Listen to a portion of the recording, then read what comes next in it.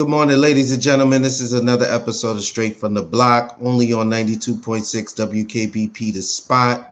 I am your host, DePlano, on this wild card football Saturday. Co-host, holla at him on the way in. You already know what it is, man. It's your boy Crush Roll, a.k.a. Crip Bayless, out here enjoying this beautiful weather on a nice fucking Saturday morning. Yeah. You already know what to do. Ashton Martin, a.k.a. Mr. Martin, we ready to get it. Yeah, good morning. Haitian Ferg in the building. Let's go. Let's go. And let's get to the business because we have a lot to cover. It's been a little minute. Took a little break, but sports don't stop. If you know anything about sports never stops. Football is at its highest peak. It's playoff time. Heading into what's going to be the big game, which will be the Super Bowl. So let's talk about today's games. Let's get that out the way. Cleveland versus Houston. Who do you guys got in this wild card Saturday matchup? 4:30 NBC. Who you guys got? Flacco or you got CJ Stroud? I'll start. Mine's probably going to be quick and simple. I'm going with Cleveland. Cleveland. Cleveland's my pick. I can't see Houston. I don't know. It just don't sound right. it don't sound right. Like what? Nah. I got Cleveland. Well, just to throw some sauce on top of his picks, Cleveland, Houston, Buffalo, and Detroit are the teams in the playoffs who've never won a Super Bowl, if I'm correct. Okay. Those teams, Cleveland, the Houston Texans, the Buffalo Bills, and the Detroit Lions have never won a Super Bowl. So that's just some sports trivia for your ass. It's a lot of incentive for them to play hard. Yeah, it is. That's true. Who you got, Kate?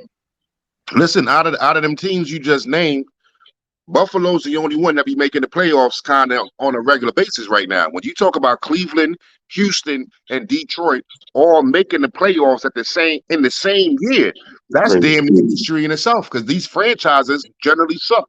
You know what I'm saying? But they all on the up and up right now. I got to go with Cleveland. Because it's playoff time. It's colder outside, and if you could run the ball and stop the run, you're supposed to move on. Keep it simple. Cleveland got the better defense, and they can run. CJ Stroud is going to make it difficult. He's going to go off. I want my boy to go off. And if he pulls the shit off, I'll be amazed because CJ Stroud did some real amazing shit that we never seen a rookie do. So either way is going to be history. But I'm going with the defense and the team that got the best running game. I like Cleveland also, but I actually like Cleveland because of Joe Flacco. As great as Stroud has been all year, I think it's going to be a matchup of who can remain the calmest. Because you've been killing it during the regular season. Playoffs is a different animal, and I want to see if CJ has the ability to slow things down, as they will speed up for you when you're a young player going into your first playoff game. That's the one advantage that I think Joe Flacco has on him from that perspective. And again, with the defense that they're running in Cleveland, I agree with you 1,000%. Doesn't mean that Stroud can't surprise us, but if I'm putting my mind on a bet, it's got to be with Cleveland. And I just want to say this before we go any further. My bad, D. But I want to give the flowers. We got to give flowers because we all about our blackness and we all about our. Wait! Don't skip that. We'll get to that. We'll get to that. We'll get to that. You sure? We'll get to that. I'm positive. Right. All right. You know me. You know me well enough to know I was gonna plug that in. Don't even do it. Hey, Don't ruin it for me. yo, Don't ruin it for me. hey, yo. Gotta get flowers. We're not doing this today. When we talk about blackness and history, we ain't doing no pausing. All right, Ferg? We're not doing that. All right. I'm just saying. So I'm I ain't taking. gonna hold you. I was gonna let it slide, but blackness, you can't say stuff like that when we talking about blackness and excellence. You know what? I don't want to hear it. I don't want to hear it. Look, you see what I got on? I'm just gonna plug it in. You see what I got on? Representing blackness today. So you know what? We ain't doing all that super pausing out of. I'm gonna okay. get a honey made that says pause before you say some shit when we talk about black excellence. Okay. I'm taking Cleveland for Flacco for the same reason. I think even if we wanted to get the more complete team is Cleveland. It's as simple as that. And at the end of the day, for CJ to win this game, he has to outgun Flacco. And I think Flacco has the experience, and I don't see that happening. So, you know, when you become one-dimensional, even though Singletary's been having some really decent games, when you have to become one-dimensional, it's easier to play defense with the better defensive team. So I'm going to go Cleveland in this game. All right, the matchup everybody wants to see, which is also causing controversy. I would like to get into that. Miami versus Kansas City. That's the 8:00 game, but it has been put on Peacock. So the controversy behind that game is that you basically have to pay to see this game. Charles Barkley has some choice words to say about that, and said even if he could watch the game, he would boycott it because he thinks the NFL owners are being greedy by putting it on a station that maybe a bunch of people don't have and would have to pay for just to see this game. What are you guys' thought on that, and who are you guys' picks? I'll tell you, I pick the Chiefs, but that's my point is more along the lines of like what Charles saying. I get it, but bro, you're also on TNT. TNT only comes with a cable subscription, so you're also part of that. The NBA doesn't put every single game out during the playoffs for everybody to see. If a game's on TNT and you don't have cable, you ain't watching it anyway. So I get what the NFL is doing. And unfortunately, as much as I understand his point of view, it seems as if they're the one league that could just do whatever they want. We're going to throw games on Amazon. Y'all niggas are going to watch. We're going to throw games on Peacock. Peacock subscriptions are going to go up. Like, it just is what it is. He's right. But at the same time, he's also part of that machine. So I can't give him too much credit on that because inside the NBA and all that, it's all cable TV anyway. But I got the Chiefs on that one. I don't think Miami can actually play with teams that are really good. And I think the Chiefs are going to flip a switch. They're the one team that I think can actually do it. They can flip a switch. I don't think they're going to beat Baltimore. I think the Chiefs might win this game, maybe lose in the divisional round. But I think Miami loses today. Hold on. All right. I'm sorry. Because, you know, people, I'm out in the streets. You got to holler at the car. But what did Barkley say? I missed that part. My fault. What did Barkley say? What happened? What did Barkley say? I can't hear you. He said, what did Barkley say? Oh, Barkley said he said he's going to boycott this game even if he could watch it. He's actually shooting some commercials. So he said he can't watch it. He said, but he would because he don't like that the NFL put this playoff game on Peacock, which most people may not have, and they're going to have to download it and pay for it just to watch that game. He said he thinks the NFL is being greedy in this instance with as much money as they made and all the different TV deals they got. He think it's unnecessary. First of all, that helps Peacock more than it helps the NFL. That's one. Because Peacock is the lesser known app. I got Peacock, pause, and I watch it because of wrestling. It has all the old wrestling shit on it, and because of the new Bel-Air series. You know, most people though, but after it's over, most people dub their subscription and go about their business like Stars. Nobody keeps Stars for the whole year. You watch your Power and then you turn it off. But that's just what shit is now. Like I don't even get, and like Ferg said, like nigga, you on TNT, and that shit is on HBO Max. That's how I be watching some of the TNT games on HBO Max. Seems like y'all got a connection. You know what I mean? Like, fuck? Why is that an issue? Let's not make we make issues out of what does that got to do with the price of Coke in China? Nothing. Nigga, shut up. Just say you ain't gonna watch the game, nigga. And that's my uncle. I love Barkley. But nigga, just say you ain't watching the game. Boycotting what? Shut up. Fucking use apps to watch everything. Cable television is about to be extinct. And my prediction is Auto Guy. You're going in and out. We can't hear you, Quest. We can't hear your rants. Oh, you hear me now? I don't know. Everything's quiet. Yeah. Here. I don't know what the problem. Yeah, we can't hear you now. Barkley's tripping. Barkley tripping. Like everything is on the fucking app. You tripping. Like everything is on the app, bro. There's no reason to be even fucking complaining about nothing. And I got Patrick Mahomes. Even though I like Miami, I got Patrick Mahomes.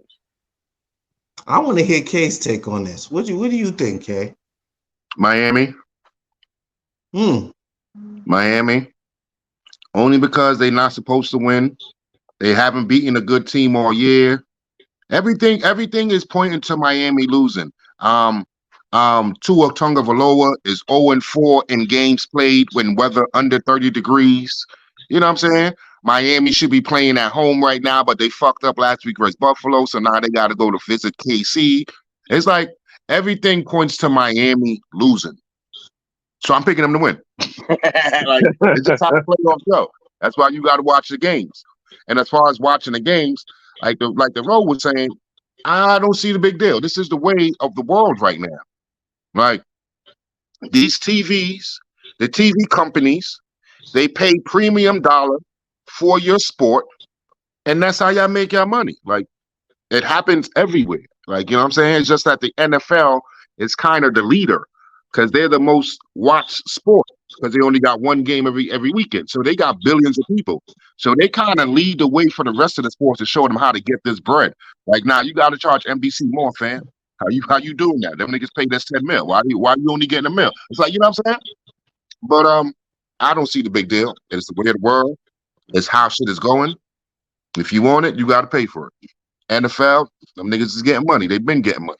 The people who get a lot of money, that's how they continuously do it. They come up with innovative ways to continuously get money. Broke motherfuckers complain, if you ask me. But it is what it is. Well, I actually, of course, I'm going to co-sign Charles Barkley on this because and to your point, Kay, they are quote unquote leading the way, right? Because they're the most watched. They make the most money of most of the sports, right? And so from my perspective is this was unnecessary, especially at the key time of the year. What I mean by that is they're not hurting for no bread, right? Of course, they're looking for more ways to get money, and that's what Barkley. I could play the audio, but that's what he was saying. He said they're being greedy unnecessarily at this point. But honestly, I think it helps Peacock more than it helps the NFL. Yeah, because we know that. What I'm saying is let me just say this. I'm not sure if right now I went to Peacock, they would allow me to do my little 7-day trial, right? Because clearly at this point it would be to see this damn game, right? I don't know if they're gonna be like $15.99 to start your subscription, whatever the case may be, right? A lot of people, we're already paying for stuff. You're paying for maybe ESPN or any of these NFL networks or any other places that may have football on it. I do know there was a time when it was come playoff time, we knew we could see it on CBS, NBC, and ABC, right? Yes. And that was free. And you look forward to that because these were the games that everybody's going to sit down and focus on. And everybody knows how big this Miami KC game is. They didn't pick this game accidentally, right? So this was intentional. And they know people's going to pay for it because they want to see these two teams go at it. But I just feel like really, like y'all could, it's like I just feel like it's almost unnecessary. It's like I don't think so. Because like me, right? I do like me. A lot of people, like I said, cable about to be extinct, right? Everybody has apps. Like I said, like sometimes I watch games. I watch the games that's on TNT. TNT got a contract with HBO Max. That's how I watch some of the the NBA games and on TNT on HBO Max. Hulu got games. Like it's just you got apps. Might as well, you know what I'm saying? And now these sports, like they realizing, like, all right, everybody's on the app. This is how we can reach people that we probably normally don't have. But to K's point, Quest, though, is this. This is K's point, and this is actually my point. We'll probably be making the same point, but just from different perspectives. What he's saying is that the NFL had CBS, NBC, they had all these channels, right? And now it's Amazon Prime, it's ESPN2, right? And now Peacock, right? So they can keep adding networks to put the games on just for money purposes, right? But let's just say as an NBA fan, we know it's TNT, ESPN, right? And then on some of the holidays, maybe it'll be on NBC or, some of the regular channel. Right. Right? What if they took some of those games off those networks and added a network we would have to pay for? Now, TV. It's coming, but D, NBA TV. It's coming. Oh yeah, NBA TV. Okay, so that's another one. But most people. No. I'm saying NBA TV. Not everyone has it, and there's a lot of games that come on NBA TV only. If you don't have NBA TV, you're a dub from that. No, but okay. And to your point, though, let's go back to the fact that we're all paying for something, right? Some cable packages already include that. I'm talking about something that wouldn't be included in something that you're already paying for. The idea of keep adding channels that I'm gonna have to pay for to enjoy a sport, they could keep that could actually, if you want to get technical, that could get kind of infinite, right? There's nothing stopping from them to adding more and more ways. I'll give you another example, Kay. The blackouts. We went to Corey's house in Jersey and the Knicks game was on and but because we were in Jersey and it's kind of the tri-state area, it's blacked out. So we know certain games are blacked out locally. So now you have to find another avenue maybe to purchase to even see the games. I'm just saying that now becomes extended if you now keep adding different platforms. It could be Amazon that's next, but if I got Prime already, it doesn't matter, right? If I'm already watching Amazon, it doesn't matter. Here's the thing. This is wait. How did Netflix take over the world? They took over the world because they bought everybody out. They put everything on Netflix. We don't even get movies in the movie theaters no more. It goes to Netflix. It's the way of the world. These stations are coming up. They're coming up. Who was Hulu? No one who knew who Hulu was 5 years ago. But Hulu came, they bought everything, and now they on. Peacock is about their business right now. They said, we want the NFL. Like, you know what I'm saying? So they paid their bread for it. And now when I pay my bread for it, I could do what I want. Like, you know what I'm saying? Like, I'm guaranteed to make my money and triple and quadruple that. So, Go ahead, Ferg. I'm going to let you go, Ferg. Go ahead, Ferg. And look, here's the one thing I want to mention with that. See, all the cable cutters thought they were smart by cutting cable. Because it's like, I'm paying for a whole bunch of channels I'm not going to watch. And what did you think the channels were going to do when they can't charge you through the cable company? It's almost as if it's like you decided to leave your company, right, that you work for. You had group insurance. You had your whole family covered under the group insurance policy. Why? Because you were an employee for XYZ company, right? Now you done left the company. You working for yourself. And now you paying Cobra 3 times what you was paying. That's just what this is the thing that people don't understand. If you want direct to consumer, this is what happens. So a lot of people figure I'm going to cut the middleman out. I'm not paying for HGTV because I only watch the Knicks. Okay, good for you. So now MSG Plus is out. How much does it cost to watch one individual game if you don't have an MSG subscription? $10. Jim Dolan went from owning a cable company to charging niggas $10 for one game if you don't got cable TV. So my thing is, we have to be very careful what we complain about, because a lot of the things we complain about are things we wanted. A lot of people wanted this. All right, they wanted the idea of not having to go to Blockbuster and holding on to the DVD forever. Okay, Thank you, bro. All right. now you got Netflix. Now you got Netflix. So now, from my point of view, I'm a nigga. I had cable, right? All the apps I pay for right now still don't add up to my cable bill. That's good. But listen, I don't have TNT. I don't have ABC. I don't have none of that.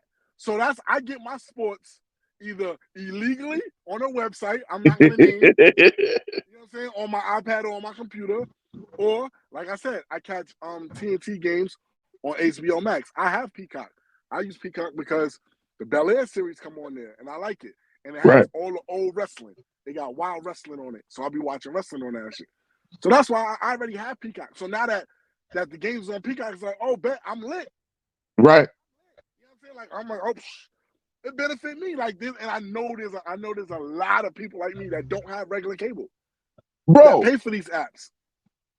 And put it this way, it ain't just sports. That's In music, niggas don't make albums no more. They selling singles now. For mad long. Hulu gave you regular TV the next day. So if your show came on Tuesday, it's on Hulu Wednesday. So like Hulu had regular TV the next day. You just wait an extra day to watch it.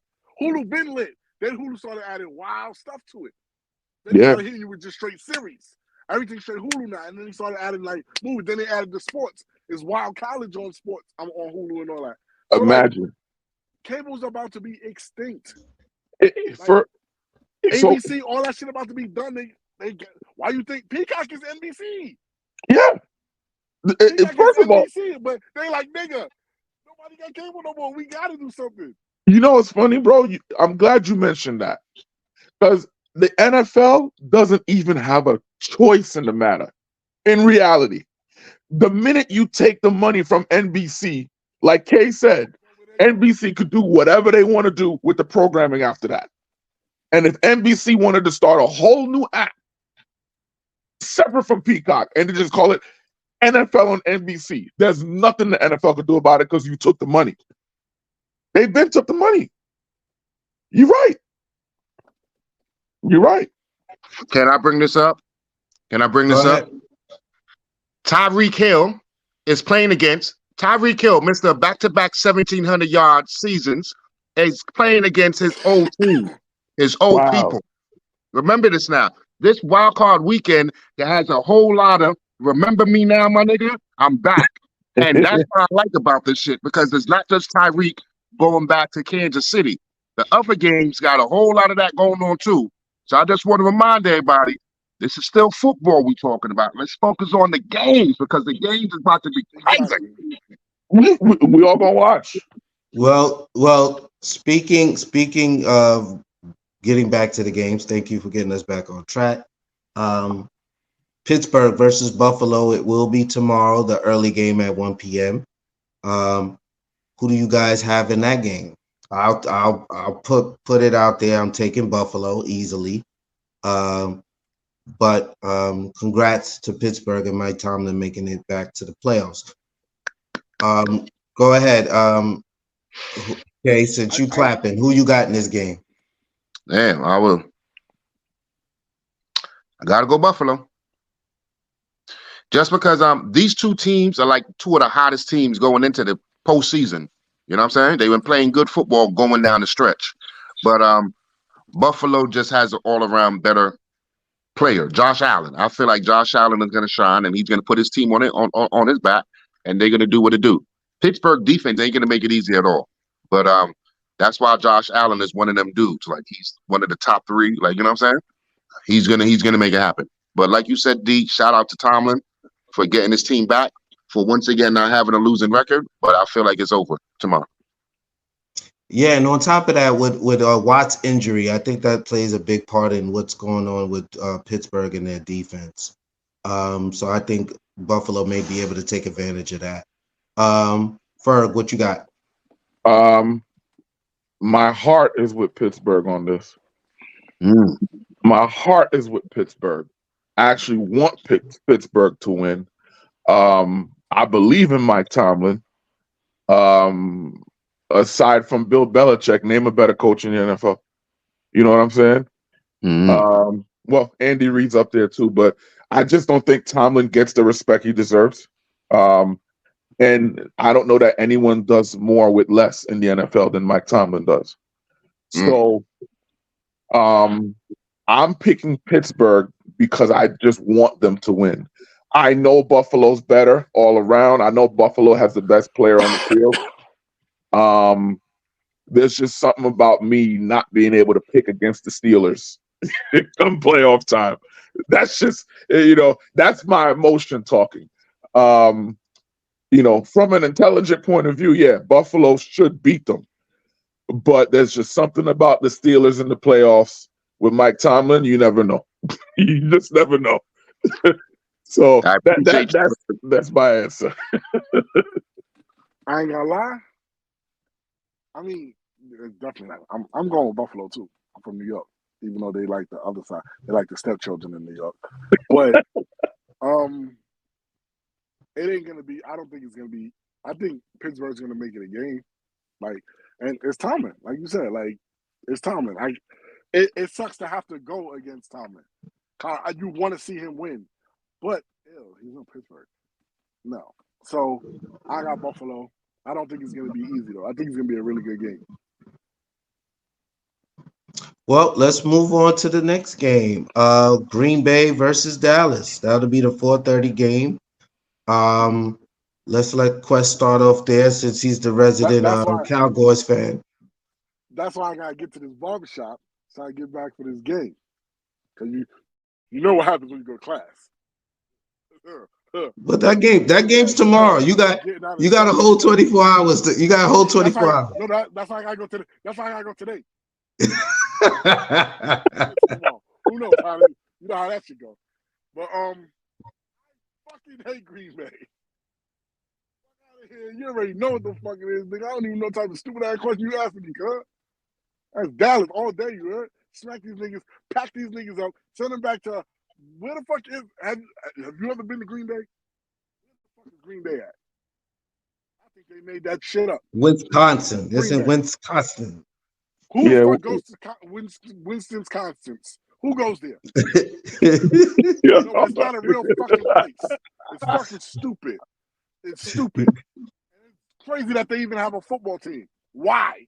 Who said, hey, man, this is a great place to put a football team. Cheese. Who the fuck said that dumb shit? That shit, nigga. Dallas all day. And I know y'all gonna be, I know Kay gonna say some hater fucking shit. He knows damn well, but go ahead. So just because of that, I'll let Ferg go. Yeah. And I'm leaving Kay for last. Let Kay say what he really feel at the end. So I know the Cowboys fans' mantra is "In Dak we trust." I don't trust that nigga. I don't trust Dak at all. And it's Green Bay. It's Mike McCarthy's old demons. I'm picking Green Bay. I'm picking Green Bay only because every time Dallas got a good team, they always find a way to let people down in January. Until I see Dallas prove me wrong, I am going to pick against Dallas in the playoffs. That's just me. Nothing against them. It's just, if you're a Knicks fan, you know not to bet on your own team. So if you're a Cowboys fan, you know you don't bet on them to win. So, listen, trust me, you should know that. Leave leave the emotion out of it. You know how it's gonna be. It's gonna be a 13-7 game. All right. Dak gonna get off to a great start in the first quarter, and then they're not gonna score a touchdown for like 2 quarters. And then Green Bay gonna come back. It's gonna be 20-13, and Dak gonna have the ball with 1:40 to go to tie the game. He's gonna throw a pick, and Mike McCarthy walks off the field upset. That's my prediction.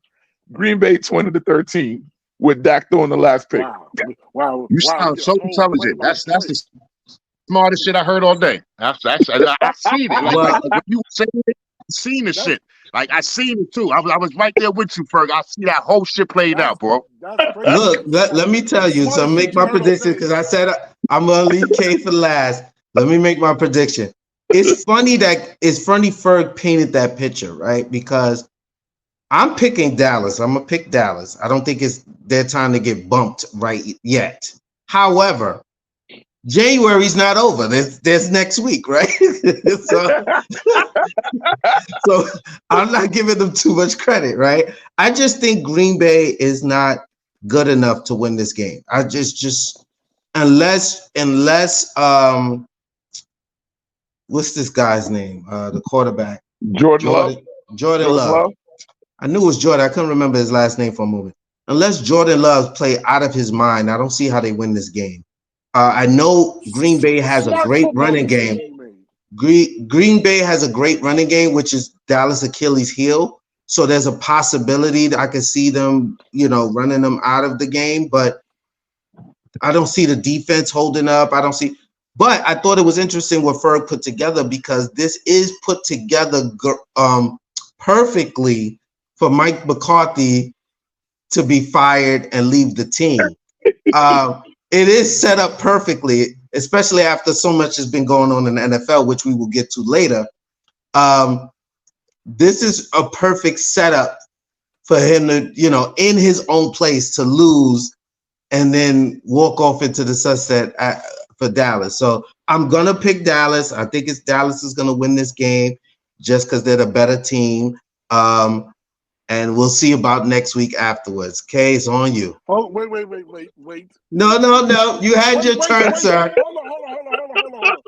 Hold on. Before Kay starts his fuckery, for this nigga to be so fucking football intelligent, he says some dumb. For that to be the smartest shit you heard today, that's the dumbest shit I heard today. You know what? I'm gonna let you, because you're gonna say some fucking hater shit. See how Darnay picked the football choice? He picked the right football choice because that was just a better team. He made a football decision. Yeah, possibility that they could lose, but he made the better football. And I know Kay gonna do some fucking fuckery and say some fucking hating shit, but What?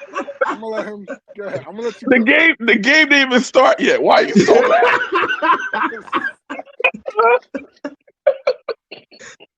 He couldn't help it. He had to get that off his chest. It's on you. Go ahead, Mr. Martin. It's on you. First of all, you want to know which stupid people live in Wisconsin? That's where your dumbass head coach come from. He got a whole block named after him, McCarthy Way, because he won a fucking Super Bowl there. So that being said, it's in Green Bay. It's just right outside the stadium. When he won a chip, they gave him his own avenue. McCarthy Way, you heard? So stupid people like your head coach is from Wisconsin. They got a lot of fans there. You know what I'm saying? He's beloved in Wisconsin, Mike McCarthy. That's why he's gonna throw this game, even though he's playing for the Cowgirls right now. In Wisconsin, and he's gonna do. He's been doing this shit to be honest with you.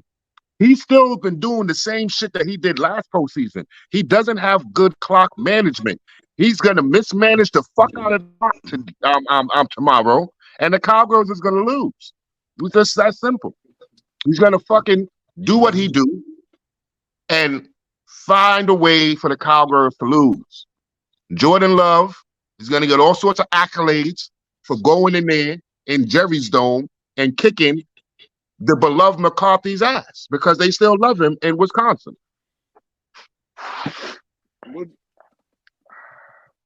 Well, I gotta order chicken. Hold on. I gotta order chicken wings. I say that's false. A bet is on the line.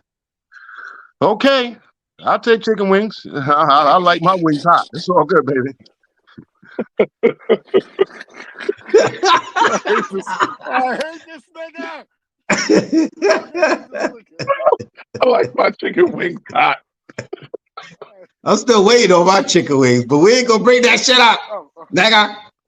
Anyway, let's go. Let's go to the next game. We got the Rams, LA Rams versus the Detroit Lions.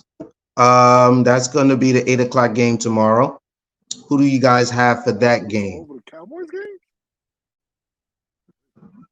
Yeah, because it shouldn't be that competitive. This Rams Detroit game is going to be way more competitive than the Dallas game. But go ahead. I like the Lions. I just love the energy that the Lions are playing with right now. And although they had the division locked up, you saw the reaction that they had, the emotion they had when the refs just gave that the 2-point conversion that they took away from them. These dudes are hungry. They are hungry and they are upset. They got a chip on their shoulder. They got something to prove. And football teams that are bringing emotion to the field, you hope it doesn't spill over where they're getting penalties left and right. But if they playing upset and they playing angry, look out. I think they're going to steamroll the Rams, in my opinion. I don't think it's going to be close. Woo. I think Detroit coming in there, they want to make a name. They want to make a name for themselves, and I think this is now. And mind you, the Rams been playing really well towards the end of the year. There's just something about Dan Campbell's energy that he's brought into that locker room. I don't see the Rams matching the energy. I think it's going to be one of them things. It's just you're going to watch the game. It's going to pop off the screen. You're just going to see, oh no, Detroit's on a different time. That's me. That's how I'm feeling. I'm gonna Go ahead. It's gonna be a good game.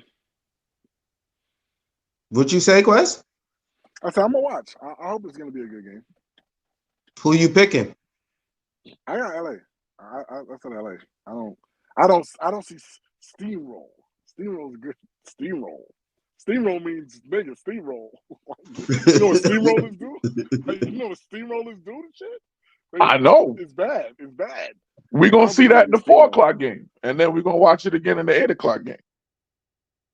Oh, wow. Okay. We're not going to address that. Now, see? Yeah. Now, see? His hat almost popped off his head from the steam coming off his head.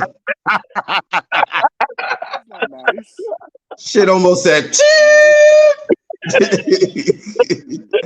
Ferg.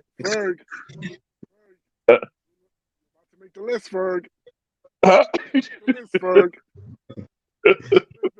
What you got? What you got?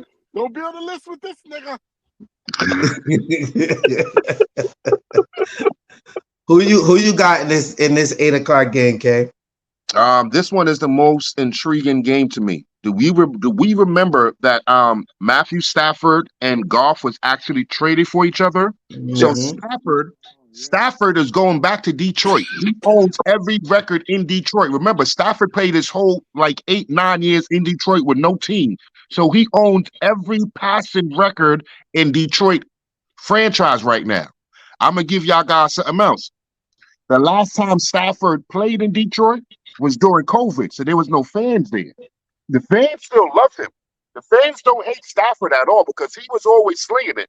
You know what I'm saying? He just had bad knees. So he's probably going to get a standing ovation in that motherfucker and booze at the same damn time. I feel like Goff, though, got to show this nigga, this ain't your house no more, my nigga. This is my house now. You know what I'm saying? And it ain't gonna happen. But I just love that intriguing matchup that is Goff versus Stafford, and Stafford is going back home where the Detroit fans ain't see him in person since he got traded from them. That's gonna be crazy. I don't think it's gonna be a steamroll because the Rams offense is they're balanced. They can run the ball and they got the Puka Nacua and Cooper Kupp.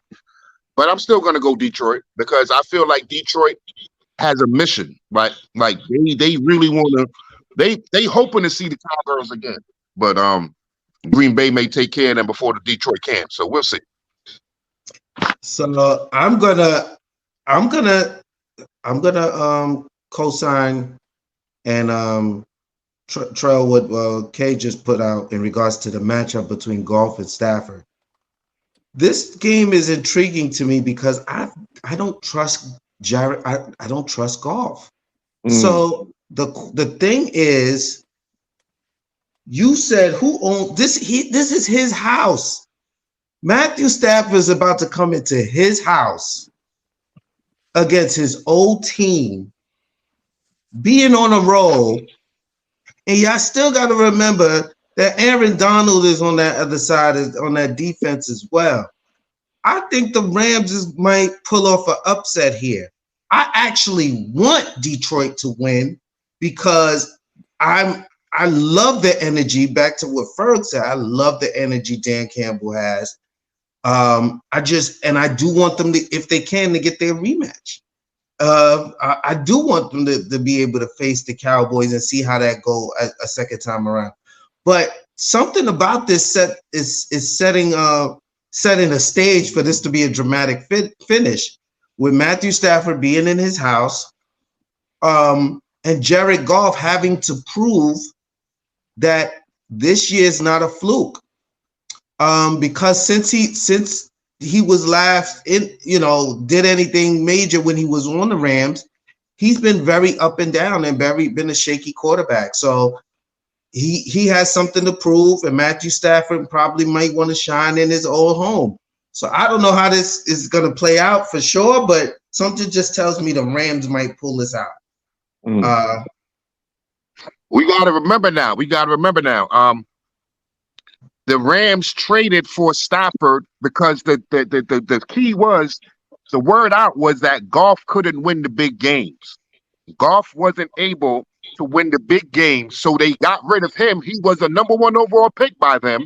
They got rid of him and traded for Stafford and then won the Super Bowl. I just want to remind everybody, like, this shit is crazy. It's gonna, you know what I'm saying? Everybody, they can try to downplay that shit all they want. But as human nature, as a human being, you want to beat that man's ass, you heard?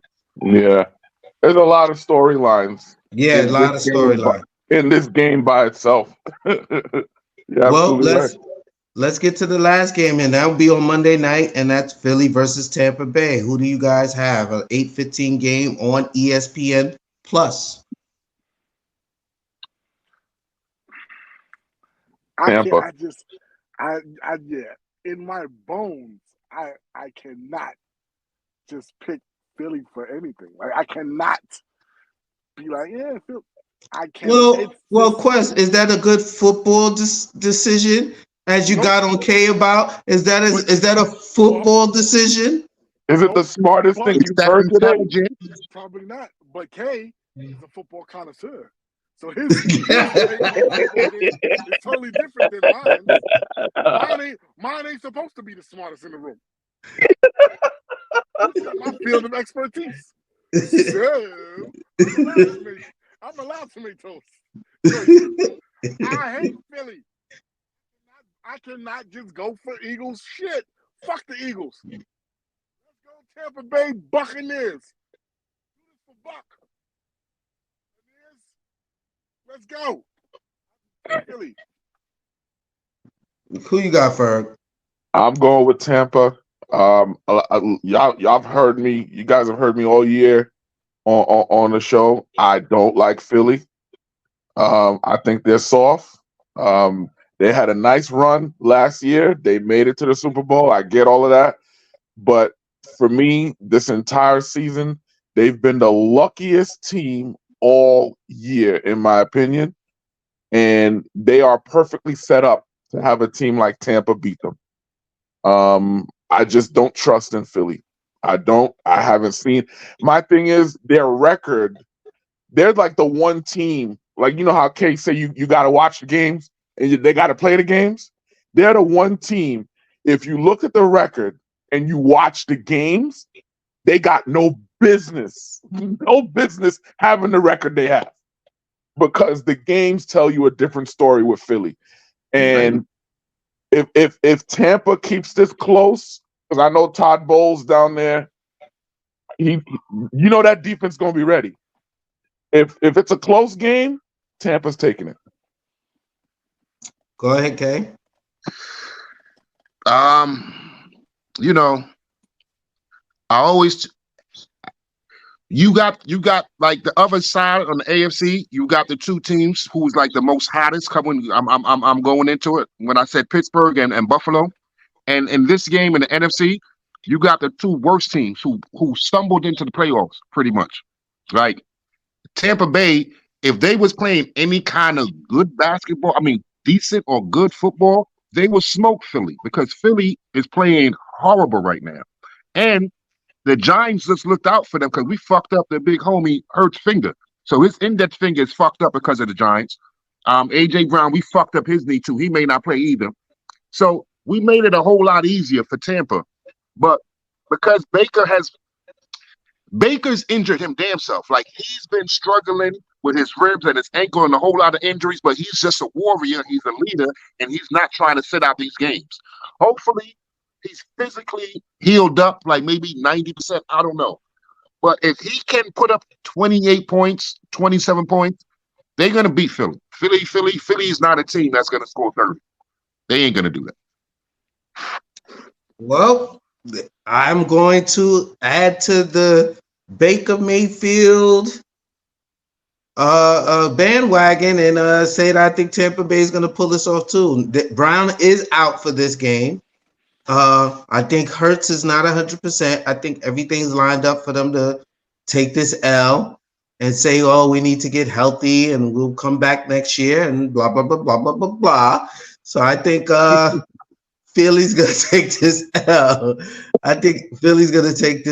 And Buccaneers going to move on. I don't know who they would play next, but let me give you $1 million. Hey, D, let me give you $1 million game. $1 million worth of game. That's all Gilly gonna say. You're gonna make your fucking excuse for his bum ass team getting smoked. Pack them niggas the fuck up. Let me give you $1 million worth of game. But this leads us into a did you know moment that Kay wanted to touch on earlier, so I'll bring it up. There's 4 head coaches of color that made the NFL playoffs this season, and these are the head coaches. You got Tomlin, got DeMarcus Ryan, Todd Bowles, and Mike McDaniels. Mike McDaniels, of course, is he's someone of color. I didn't even know what his background was until I did the research. Yeah, it's but yeah, these are all head coaches of colors. Look at us, yeah.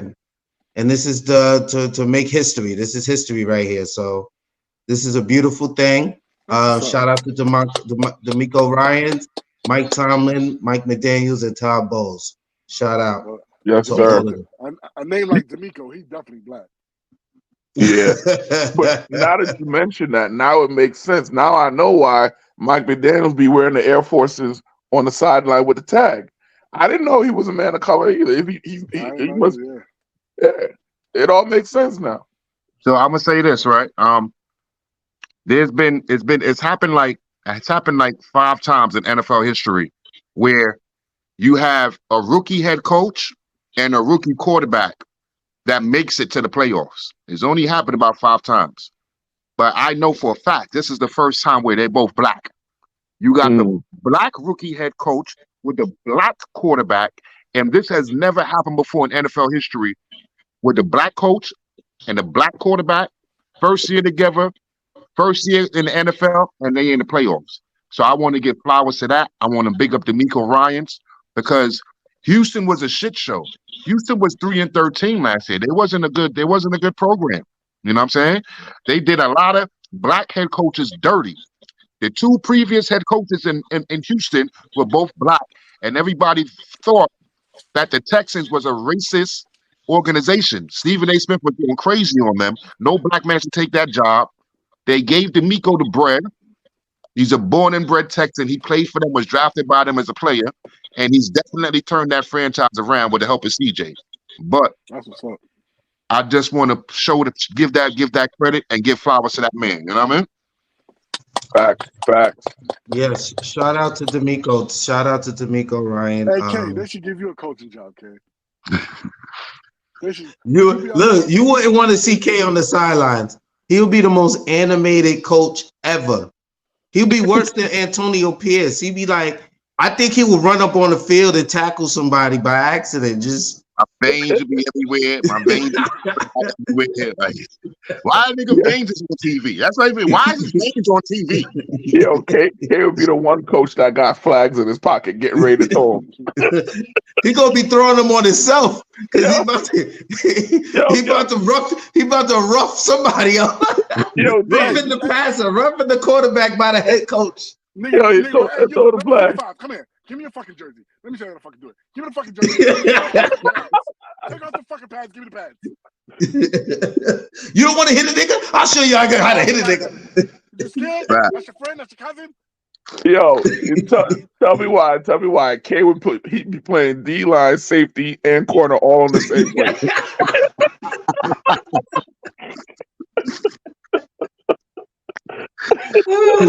Yo, you're absolutely right, Ferg. That is hilarious. Let's talk about real quick before we move on from the NFL. Let's talk about the shakeup at coaches right now. No more Pete Carroll, no more Bill Belichick. I have read a report. I'm not going to say this is allegedly. I read a report saying that Tomlin was thinking of taking a break after this season. Obviously, so you got Bill Belichick, you got Pete Carroll both fired, and maybe out there. Not fired, well, Pete Carroll was fired. Yeah, Pete Carroll was fired, and so was Bill Belichick, right? Yes, he was. Yeah. Hey, Vrabel. Let's not forget about Vrabel. I was gonna get to. I knew there was another coach. So Mike Vrabel is out there as well. So you have 3 head coaches who may be available, and I'm gonna give y'all the opportunity to just throw one team out there that you think will take one of that may be favored to land one of those coaches. Hold up. Can we throw Jim Harbaugh in there too? Because he's the reason why this is like Harbaugh's in that, you know what I'm saying? Congratulations to Harbaugh winning the national championship in Michigan. I'm not sure if he's coming to the NFL, but if that's the case, I guess his name will be in there with the rest of them. So let me tell you something. Michigan gave this man. This man has had like a 10-year, $125 million contract from Michigan sitting on his desk all season. He never signed that shit. It's been sitting there because he knows once I win this chip, I'm out. But let's go ahead. Let's go, Michigan. Okay, so I'll start with you, Ferg. Where do you think one of these coaches is going to land? For Bill Belichick, and he still want to coach, look out for the Chargers for Bill Belichick. I like the Chargers for him because they're the type of team that has talent that isn't like you can see the Chargers, like their coach is holding them back. To me, the coach is holding them back. You get a guy like Belichick in there, he'll straighten that shit up real quick. Great way to put it. Coach is holding them back. Coach is holding them back. Justin Herbert can be that guy.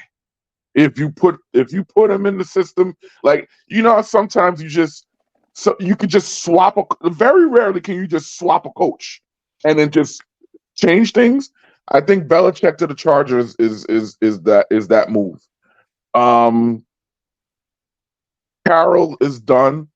I think he's going to the front office or whatever. But Harbaugh is interesting. Could you see Harbaugh in Dallas after they lose tomorrow? I can, and Jerry got the money to pay him, right? Yeah, I like that one. I'm just saying. I wouldn't be surprised actually if Harbaugh ends up in Seattle. That's a nice one too. That's a nice one too. Working under Pete Carroll, I can see that. Now, I'll tell you one thing. I was letting my mind race a little bit, and I'm like, Nick Saban and Bill Belichick retired at the same time. Do you think Saban joins him and they go on one last run? Again, together, right? Yeah, like they did I in Cleveland. was saying that because they both big homies. You know what I'm saying? Yeah. But those are the only things I got on the coaching carousel. One more thing, just to segue. When you see the 4 black coaches in the playoffs, and then you see this old guard that's slowly making its way out of the league, it's about time that the coaches start looking like the players. Because in reality, you think about it, all these guys are in their 70s, and these black coaches are in their 40s. You get what I'm saying? Like, can you imagine how long it's been where you got players playing for men that don't look like them, don't talk like them, don't teach the game the way they played it? It's about time. Guys like Antonio Pierce, he's on the come up. I think that, and I hope Mike Tomlin doesn't go. I hope he stays, because he would be like basically, that vet coach that the other young black coaches would need to emulate. So I hope he stays. But I think there is a changing of the guard, and for the better. For the better. Before you answer, I just want to add, that was a great point you made, Ferg. Gerard Mayo, the new coach for the New England Patriots, is 37 years old. Yes. The youngest coach in NFL history, 37. No, he's actually older than McVay was when he got hired by 1 month. Like, he's older than McVay by a month, but 37 years old, black man, played in the league, and now he's following Belichick. Yeah. Quest, you got any insight on this? I know you may or may not, but you talk about them niggas, cuz. Okay, that's what I thought. That's what I thought. So it's help us. Exactly. So it's on UK. The floor is yours, sir. I will just want to add to it that Dan Quinn name has been thrown out there a lot too. He's tired of being a part of the losing situation in Dallas, and he wants his own team again. So Dan Quinn, he may be leaving you cow bitches, but that's enough. Let's leave it here nor there. I say wait, hold on. Okay. I have a question. So when you say Tomlin is thinking like he can like just take a vacation and then come back and be a coach again, like at his team, he can take a year off. Oh, and then come back and he'll still be the head coach of his team. Yep. Oh no. Okay. Oh, like he could still coach the Steelers? No, I think he could take. I don't think so. They could hire someone in his place once he resigns. But then when he comes back, if he's under contract, if he's under contract and takes a leave, you know what I'm saying? Like, so remember now, right?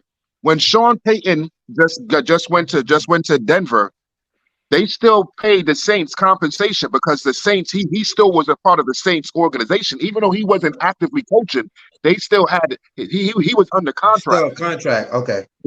So he went to Denver. They ain't stop him at all. They already had Dennis Allen. They fuck with their coach, but they said you still got to give us some shit. Compensation is compensation. You know what I'm saying? Mm-hmm. So yeah, he could do that. That was my question. But, all right. For me, from what I've been hearing, what the experts have been saying, it's like they say that Jim Harbaugh is closer to the Chargers job. I mean, I just want to say, with these coaches out there, a lot of these franchises are going to look way different because there's great leaders of men out there. There's great teachers out here. So the Chargers are going to be better next year. I feel like Jim Harbaugh is going to land there when all the chips land. I feel like he's going to take that job.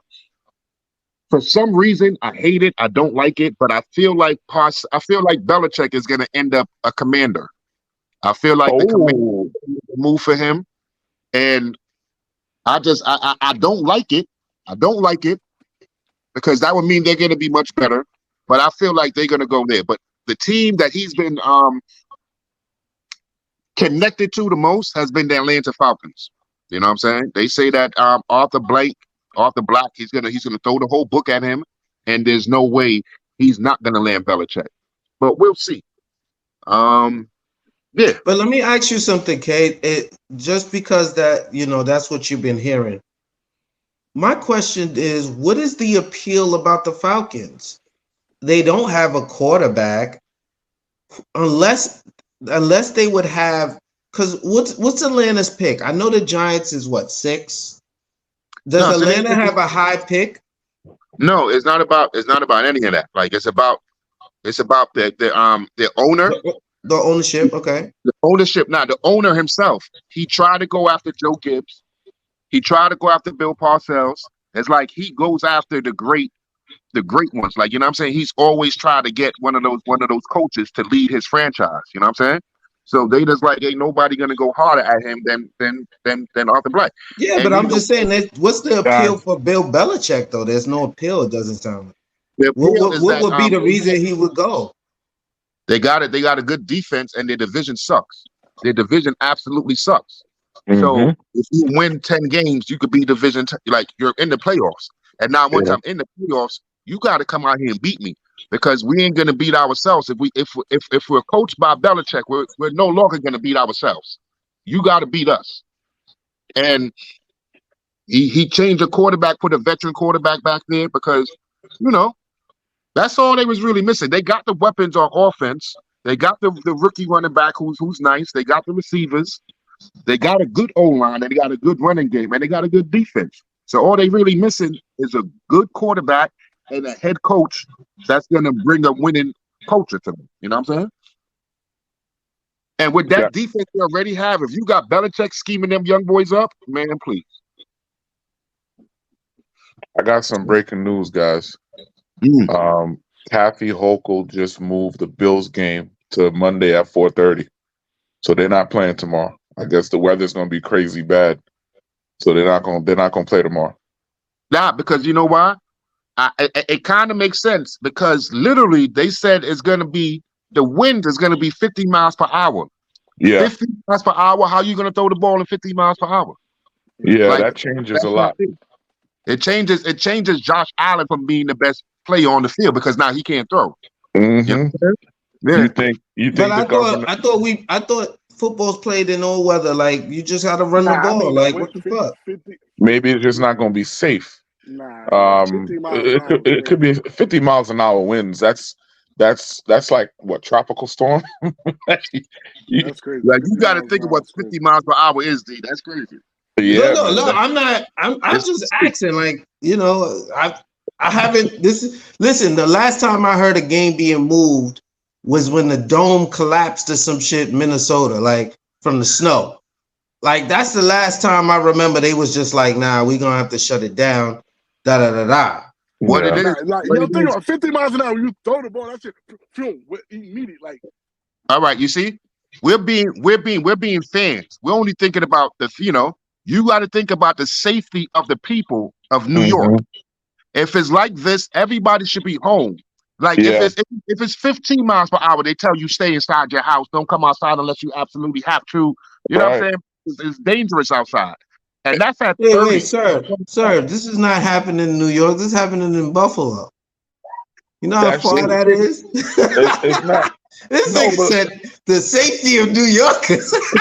I mean, Buffalo is Kathy Hochul is the governor of New York, and she just I know. That's what listen. I had to look her up because I didn't know who she was, but I knew who he was talking about because because I did my research. But I'm like, come on, what are we doing here? That's Buffalo. Think about it this way: if you're Kathy Hochul, right, and not that she gives a shit about football, you're thinking about it from a tax revenue point of view. Buffalo fans are the craziest tailgaters. If it's 50 mile an hour winds, you're not tailgating. They're not jumping on tables. They're not doing the crazy shit that they normally do. Absolutely. And think about it. Given how many playoff games you're gonna have, so if you want to make sure it's an experience that brings in revenue. That's true. So I think there's a lot of different parts to it, and of course, she threw her hometown team a bone. Good for you. So I think it benefits. Yeah, because she told Pittsburgh don't even show up. she was wild. She's violent. She said Pittsburgh better shouldn't even show up because it's gonna be a massacre. So now put it this way.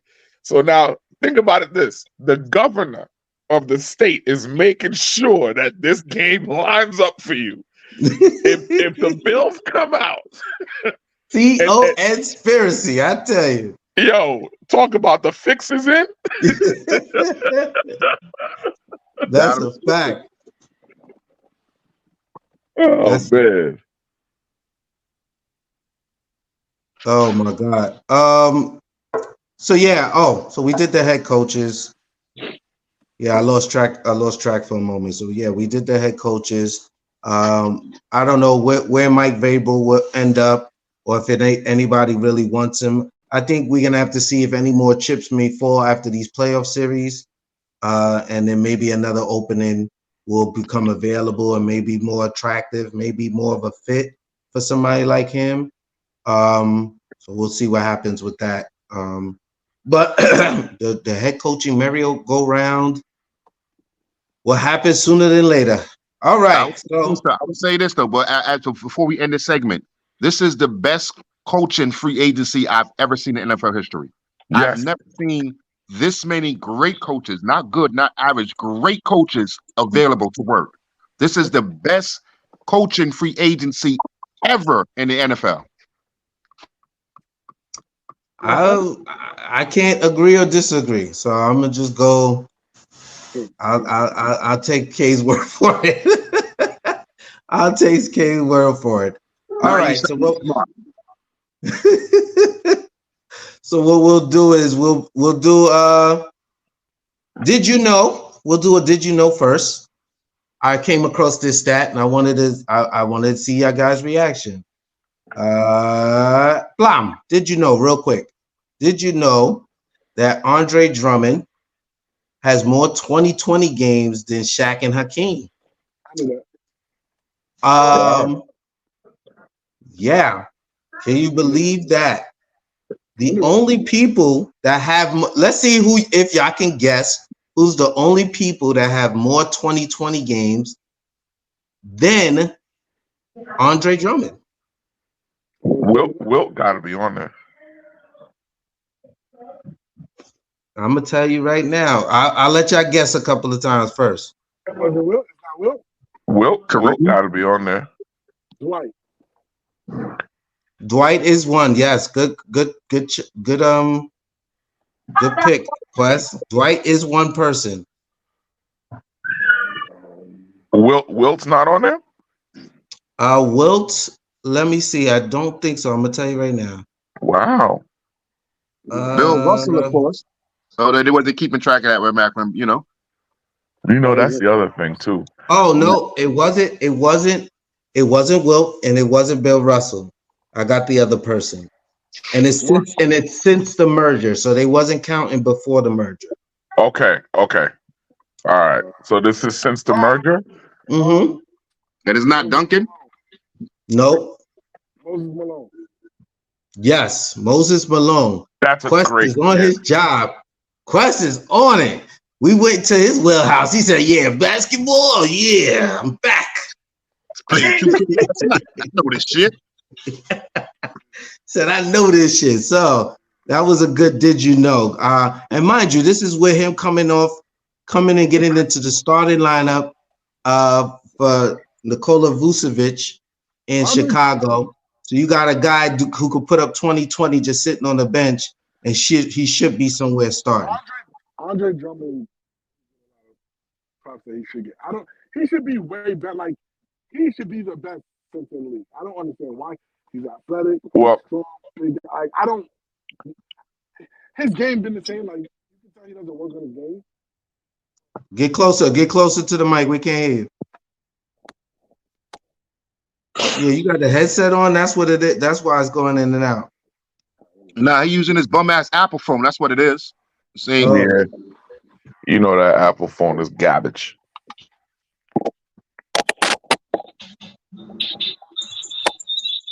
Can you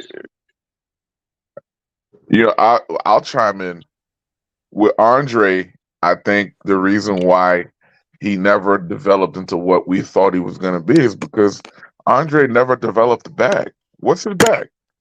What's He don't need a Andre? bag. He don't need a bag. I think Andre Drummond is part of the bullshit ass NBA fuckery that they've been doing to veterans and all of that. I'm tired of hearing this shit about the bag.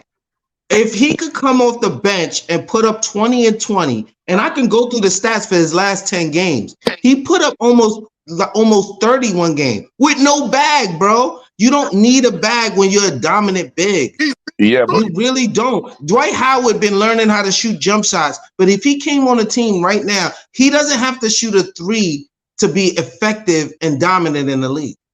so here's my question to you. When Drummond was drafted, and he was playing, well, it was Detroit, right? Yeah. And he was one of the big men in the league at the time. You had what's his name, DeMarcus Cousins on the other coast doing his thing. Would you have put Drummond? Would you have said that Drummond was better than DeMarcus Cousins? No, because DeMarcus Cousins game. DeMarcus Cousins had a bag. He could take you inside. He could take you outside. But also, But Drummond was a better rebounder. It's all about what you needed at the time. But that's my point. My point is that's been Drummond's bag. He's a. Do you know that the reason why Drummond gets so many offensive rebounds is because he's catching his own misses. He's catching a lot of his own misses. He's stronger than everybody. And hold on. Who's the best player in the league? Or second best player in the league? Who's the second best player in the league? Yeah, because the first best is Joker. Who's the second best player in the league? If what, Embiid or Giannis? Giannis, right? Do Giannis have a bag? Completely different. You know what Giannis's bag is? Here's Giannis's bag. Giannis, so what's Giannis' go-to move? Huh? What's Giannis' go-to move? Giannis' go-to move is I'm going to take 3 steps from the three-point line. Okay, but here's my thing, though. But listen to what I'm saying. You asked me what's his move. I'm about to tell you what his move is. But he don't got a bag, Ferg. You can't even argue that. Why are we arguing that Giannis has a bag? Giannis doesn't have a bag. We know that. You're missing my point, though. My point is, although he doesn't have a bag, he's still unstoppable. That's my point.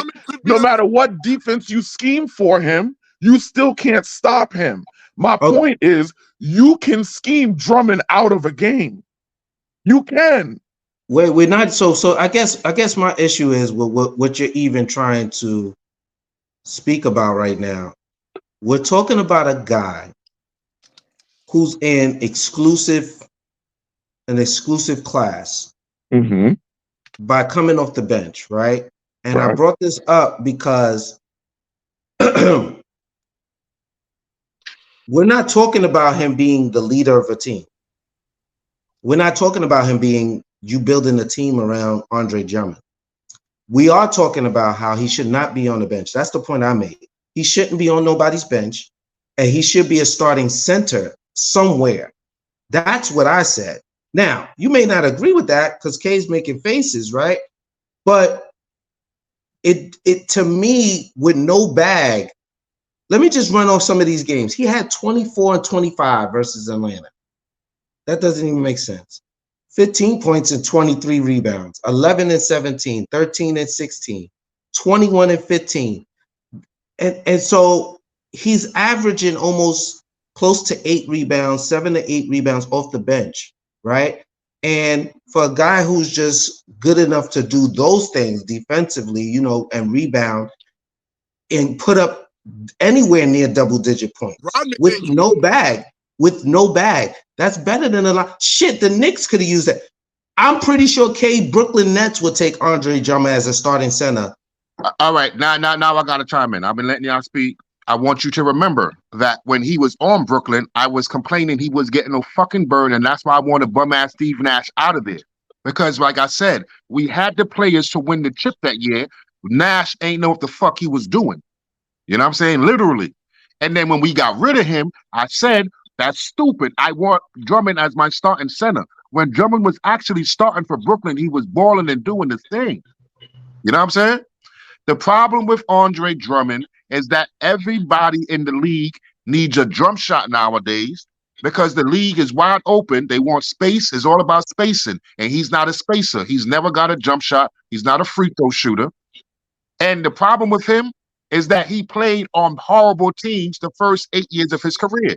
He went from Cleveland, before everybody was in Cleveland, to Detroit, 2 teams where there was nobody, no help. So his 2020 games ain't getting no credit because he ain't have nobody with him. If Andre Drummond would have ever went to the West Coast, it would have been a different story. You know what I'm saying? But he's been on the East. He's been on bad teams.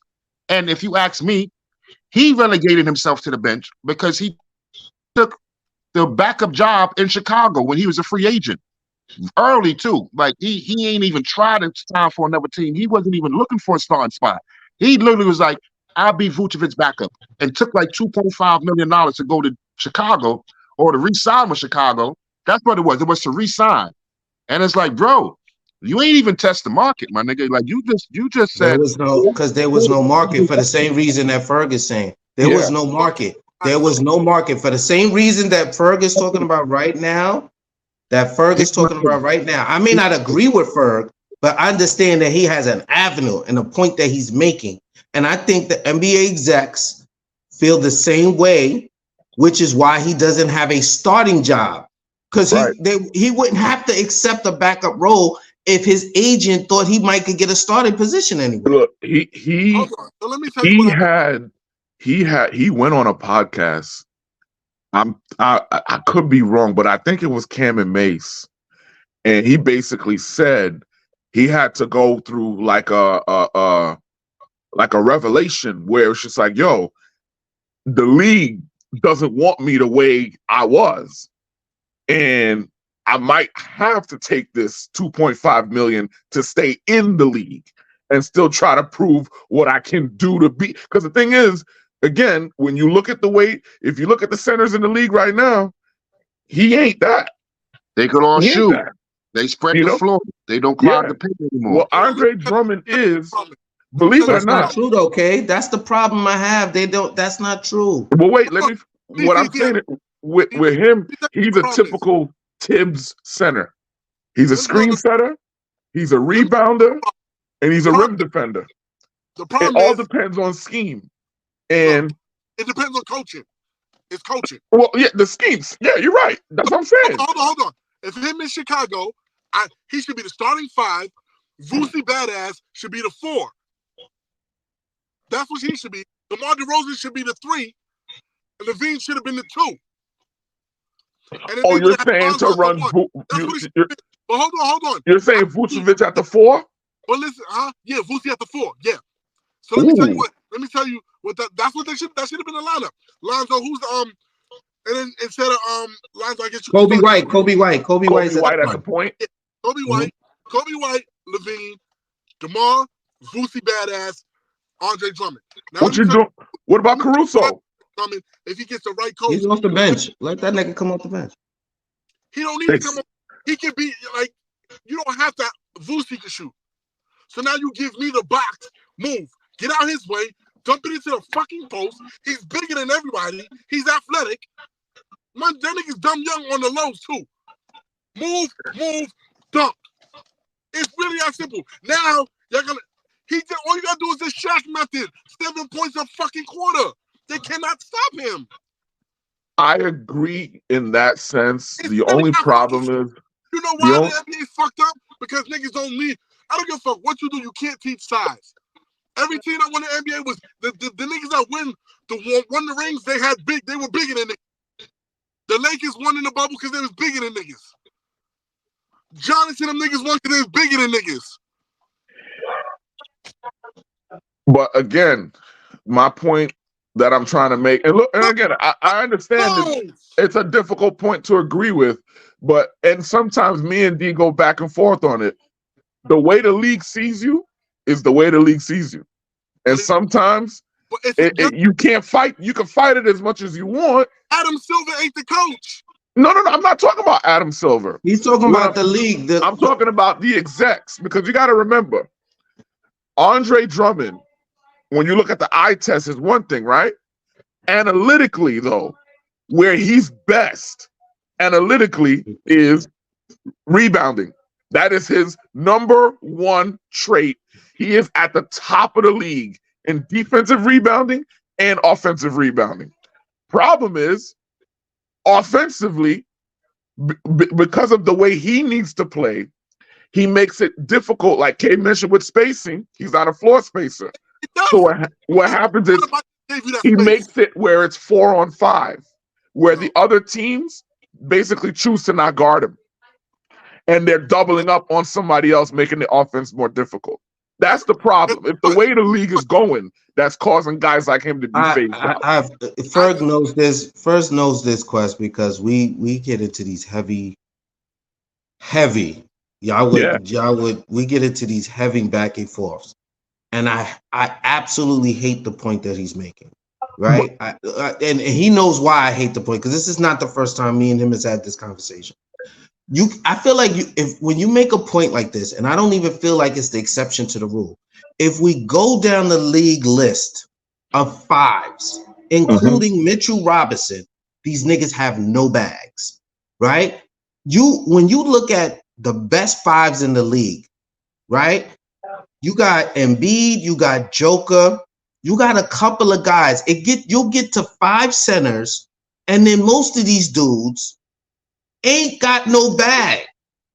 So this whole idea that Andre Drummond is this relic that can't be used, I think it's ridiculous. I think they're just trying to weave out the older players that can dominate, and they want the younger players to shine, point blank and period. We've had discussions about this before on different positions, but since we're on the center position, like for instance, Dwight Howard, even Boogie got a bag and is not in the league, bro. He got a bag. He's not in the league. Should be in the league. So it's like at the end of the day, Drummond took what he could get to stay in the league, like you said, but nobody was offering him a starting position. But when he gets the opportunity, he shows how valuable he could be for a team. And it's just surprising to me at a lack at the 5 on some of these teams, how he's not starting for. Somebody should be trading for this guy. I told you we should trade for him. Wait, not somebody. Your fucking Knicks should be trading for him because he's better than. Yo, D could tell you. Wait, hold on. You mean your Nets? You mean your Nets? You mean your Nets? No, your Knicks. All right, stay out of Nick business, nigga. Stay out of Nick business. Stay out of Nick business. You was just talking about how you was begging for y'all to re-sign him and burn him. Why y'all don't get him? But I wanted the Knicks to pick him up. Hey, Ferg said it's about the coach, it's about the scheme. We had bum ass Steve Nash that ain't play big, so we ain't got him no more. You got a black nigger. You got a nigger coaching the team. I'll take him back. It's all good. I'll tell you right now, y'all would look different with Drummond instead of Claxton out there. How much Joker average? Y'all would look different with Drummond. You want him on the Knicks? Y'all don't want him on the Knicks? Would the Knicks look different with him on Hartenstein? When Mitchell Robinson went down, D could tell you, Drummond, his contract and his style of play would have fit perfectly with the way the Knicks scheme. He is the prototypical Tibbs big. Who was the other two centers I asked for besides Andre Drummond? We agreed on Andre Drummond. Who's the other two? He said it. He said Dwight Howard and Boogie Cousins. He said those names. Okay. Yeah, but I told him I could easily see Drummond. Wait. Right now. That's who you. Right now. When Mitchell Robinson went down, yes, those are the 3 guys I thought we should have went for. And honorable mentions to the other 2 who he knows. Wiseman, who's not being used in Detroit, and Mo Bamba, who's on the bench in Philly. Those are the other guys that I mentioned. Yeah, but I was ain't none of them niggas in Andre Drummond class. I'm just saying. No, that. they're not. No, it was just about cheap replacements. That's all it was. We told you the top 3. The top 3 was Dwight, Boogie, and Drummond. And them 2 niggas ain't in Drummond class. Huh? And them 2 niggas ain't in Drummond's class. If you ask me. Okay. Question: How much does Joker average? Like 26 a game, I think. How much of those come from threes? Like none. 6, probably. Yeah, but you also got to understand, Joker's a facilitator too, though. paint work? Huh? So the rest of most majority of Joker points come from paint work, correct? Yes, but so does his facilitating. So Drummond's not a facilitator. It doesn't Oh no, matter. he can't do the fucking ball. I'm talking about he gets his point. He's at 26 points or whatever you said, and none of them come from three. I know. It come from threes. So you're saying, for what you're saying is like for him to be antiquated is false because most of the niggas, the best centers in the league, most of the points is in paint. But Quest, you're ignoring the biggest thing. What makes Joker what he is basically he's like a point center. So you could put him anywhere on the floor. You could put him on a block. You could put him at the top of the key. He's running the offense from every single spot on the court. Drummond's not doing that. I'm just talking about scoring. But even if the case, Joker don't rebound like Drummond. Okay, so let me ask you a question. Why do you think Joker's... If I'm shooting, that gives me super confidence to shoot because I know there's a high chance my man right here gonna get this offensive. Okay. Let me ask you a question. Why do you think Joker's twos come as easy as they do? Don't you think it's because the defense knows we're probably going to be better off giving him the 2 points rather than letting him spray the ball all over the court? I think he gets his twos because the defense can't fucking guard him. Well, but he is unguardable because of what he brings to the game. He's multifaceted. You know why I always hate debating with you, Ferg? I always hate debating Ferg, right? Because he'll make a point, right? And as soon as you combat the point, he adds something. You move the goalposts because it was about it was about the bag, right? Listen, it was about the bag. He said, how many times has Joker scored for 3-point range? Then you talk about, well, he facilitates. So now we changing it about the bag and what he could pass, what he could do. The bottom line is everybody ain't Joker. Everybody ain't Embiid. So after those two motherfuckers, how many of them niggas do all the shit you gonna bring up about Joker and why it works for them and No, it's about coaching and the fact that they on some bullshit. But I said that. I said it's about the scheme. And the thing is, the way the league is now, because the league has basically legislated defense out of the league, it's hard to scheme for guys like him. But I told you, there's one coach. If you brought Andre Drummond to the Knicks right now, there is one coach that would make him into the player you know he could be, and that's Tibbs. Because there's still one coach in the NBA that believes in playing old school ball. It's him. Tibbs would make Drummond into exactly what you want him to be. He would do it. Why? Because Drummond's bag, or lack thereof, is exactly what a coach like Tibbs wants in the center.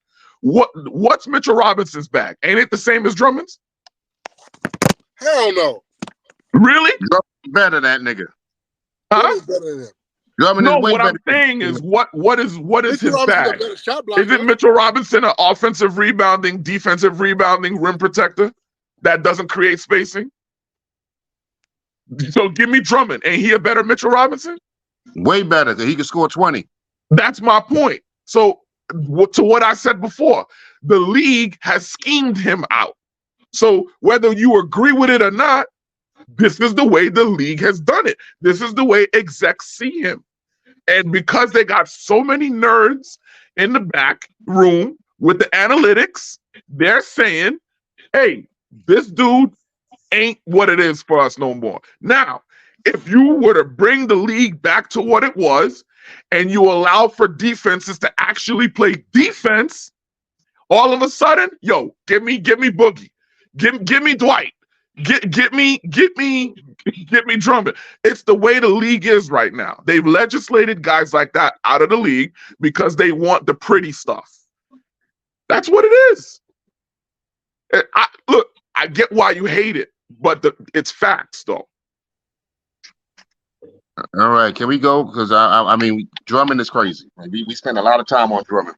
I didn't know. Yeah, we did. Yeah, you listen. You can't be mad. We get into these spirited conversations, but it's a good topic, though. Exactly.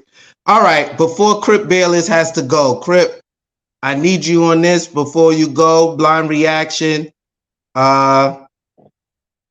Let's see. I'm gonna throw this out there real quick because I know we about to go. I'm gonna do this and then we'll end the show on this. Which one of you guys are picking? Pick one of these. Pick what's the best tandem out of this four. Bond reaction, NBA.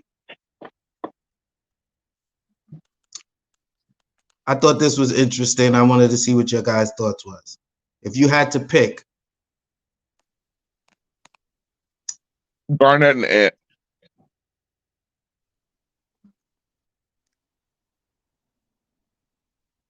It's got to be Garnett and Ant. They'd be good in any era. You muted, K. You muted, K. I'm going Iverson and Embiid. Okay. And then who is that? Is that Chris Paul and Zion? Who's the one in the corner? Who is that? Yeah, that's Chris Paul. That's Chris Paul and Zion. That's the worst one out of all four of these shits. If you had to pick a duo, who you picking, Quest?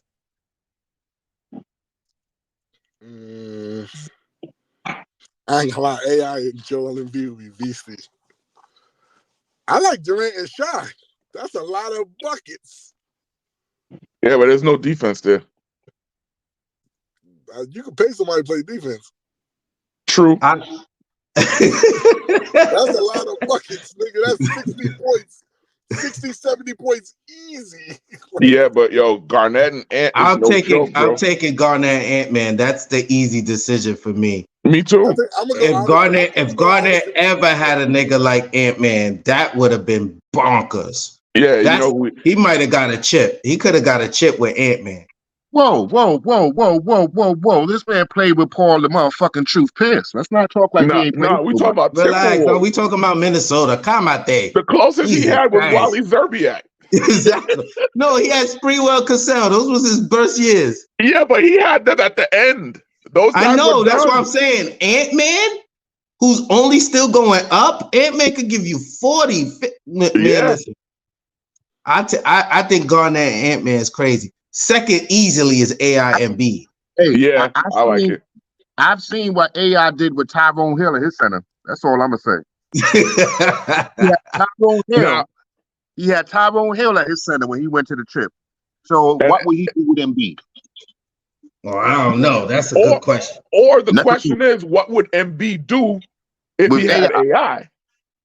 Yeah. Well, Embiid is playing with Maxey, and Maxey's putting buckets out there. I ain't saying he's AI. I'm just saying, it's different. AI never played with an Embiid, but I feel you. You know what else you could have put on there? Ewing and Bernard King. Oh, listen. Now you trying to figure out combinations. Don't worry. Leave that up to the host of the show. I'll give you some different combinations at a later time. Okay? Jesus Christ, you want to come up with different combos? I love it, man. I'm excited for this topic. I'm mad we spent all this time on Drummond, and did you have this in the back? Listen. I just made a quick point. Hey, he's making history out here, so we had to bring up Drummond real quick. And there's some other topics I want to get on, but I'm going to leave those for our next show on Tuesday, which will air on Wednesday night at 8 p.m. This episode will be up ASAP. I'm putting it up on YouTube, especially the football clip before the game. So this has been another episode of Straight from the Block. I am your host, Deplano, only on 92.6 WKBP, The Spot. Co-host, holla at him on the way out. Yo, real quick. Yeah. Get an Android. Real quick, do that. Real quick, what? Quest? Yeah, he's frozen. Real quick, what?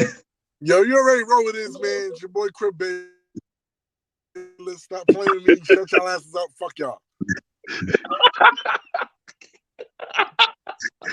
Yo, it's your boy Ash Martin, aka Mr. Martin. You already know what it is.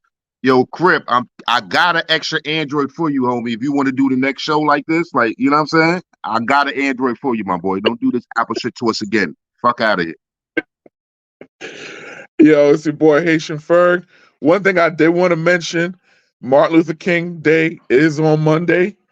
And it ain't just a day off. To the young kids out there, understand you're seeing some changes in the NFL. Hopefully it leads for the better. With a lot of black men making moves in a league that they should have been making moves in a long time ago. So let's, like I said, y'all gave them flowers earlier. I just wanted to rehash it. It's progress, even though it's slow, but it is progress. Let's hope Antonio Pierce actually gets a deal to stay and actually become the new head coach, because I think he deserves that.